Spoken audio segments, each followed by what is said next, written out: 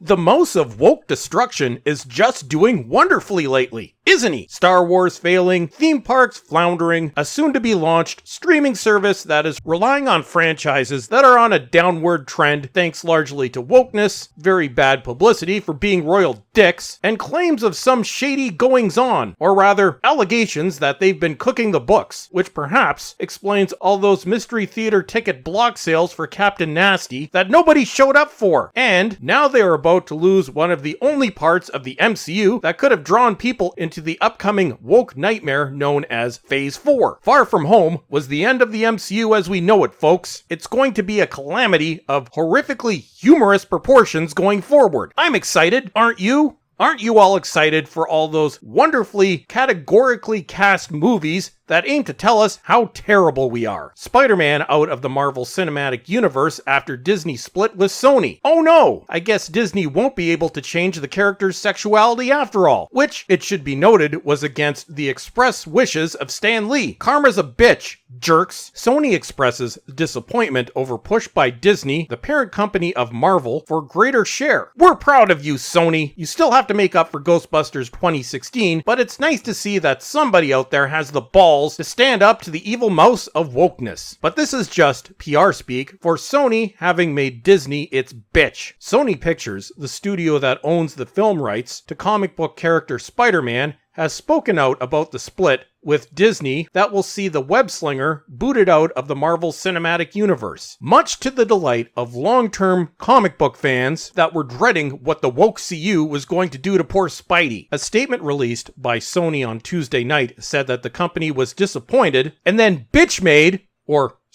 was disappointed by Disney's demand for a greater stake in the Spider-Man films and by its proposal to scale down the involvement of Marvel president Kevin Feige in the movies. So I guess that means they can't defile Peter Parker. You mean we can't turn the character into Spider-Girl and then attack our soon-to-be rapidly diminishing fan base for calling us idiots? Looks like maybe you shouldn't have set up the plot arc in Far From Home. Disney? Now we get to piss ourselves laughing as the MCU does indeed go ahead and make Captain Marvel and Lady Thor the center of the MCU. This is awesome! As I keep saying, Disney is the Titanic, and that iceberg keeps getting closer. Actually, it's right up Disney's ass. Let's all encourage Disney to keep remaking and destroying everything. You've got a whole new lot of franchises to wreck from Fox. Can't wait to see what you're going to do to Die Hard and the Alien franchise. Die Hard. Jane McClane fights the patriarchy. Aliens team up with SJWs to fight Trump. The Simpsons movie 2. Homer questions his sexuality, and Bart becomes Bertha. Much of today's news about Spider-Man has mischaracterized recent discussions about Kevin Feige's involvement in the franchise. Well, he gave us 22 good films, then drank the woke juice and pissed it all over his success. We are disappointed, but respect Disney's decision not to have him continue as lead producer of our next live-action Spider-Man film. I'm not disappointed, and damn it, Sony, don't be such a Debbie Downer. This is good news. Spidey is saved. We hope this might change in the future. The rest of us don't, but understand that the many new responsibilities that Disney has given him to completely and utterly destroy the thing he spent a decade building, including all their new added Marvel properties. Woke garbage that keeps adding to that iceberg. Do not allow him time to work on an IP they do not own. Oh, that must hurt. Kevin is terrific. Correction, was terrific, not so much anymore. And we are grateful for his help and guidance and appreciate the path he has helped put us on, which we will continue. Perhaps Sony got word of what the woke CU was about to do with poor Spidey and said, to hell with this, and then told Disney to take its plans, light them on fire, and shove them up their asses, to which in turn will be blasted out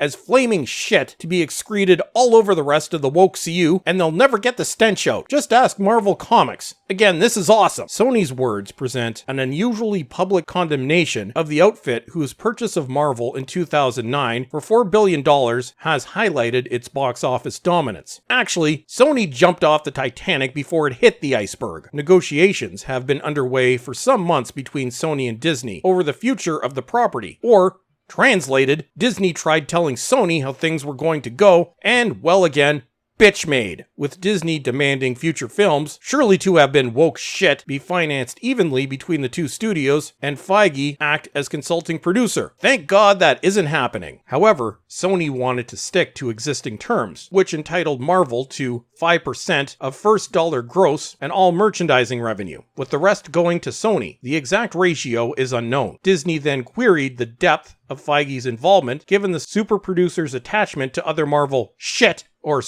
projects, including the new streaming channel Disney Plus, which launches in November, which again has the iceberg very excited. Feige has been closely associated with the Avengers series since the release of Iron Man in 2008. Remember the good old days when Paramount held the distribution rights? I miss those days, and has been widely credited with satisfying the franchise's devoted fans alongside Disney's desire for awards and critical recognition. Then along came Captain Nasty, and the rest is going to be history. Black Panther virtue signaled its way to becoming the first superhero film to win a Best Picture Oscar nomination in 2018. Last month, Avengers Endgame overtook Avatar as the highest grossing film of all time. At least we can be grateful that the send-off for the real MCU avoided becoming a complete woke fest. Overall, Feige's films have taken nearly $27 billion, and in the future, we'll see its success slowly dwindle away. All good things come to an end. Or, if you're Disney, you beat it to death with a woke baseball bat and watch it slowly bleed to death. Earlier this week, the latest in the Spider-Man series, Far From Home, deposed Skyfall as Sony's biggest film ever at the global box office. And Sony thanked its fans by saving Spidey from the Titanic. 2 further films starring Tom Holland are set to be in the works, Sony said, as Disney could be heard sobbing in the corner. In 2015, Marvel and Sony brokered their rights-sharing agreement that would mean Spider-Man could appear in Avengers movies, and vice versa. The split, therefore, presents a substantial plotting headache for both companies. WokeCU will probably write off poor Spidey as having joined the forces of toxic masculinity, as Holland's Spider-Man has appeared in 5 Marvel Cinematic Universe films to date, and Far From Home teed up the next major Avengers storyline. The series also faces substantial major character holes after Endgame saw the departure from the series of many of its key characters. In other words, the WokeCU is screwed. I hope Lady Thor works out for you. Writing on Instagram, Jeremy Renner, who plays Hawkeye in the Avengers films, expressed the hope Spider-Man could return to the fold, addressing his concerns to Sony rather than Disney.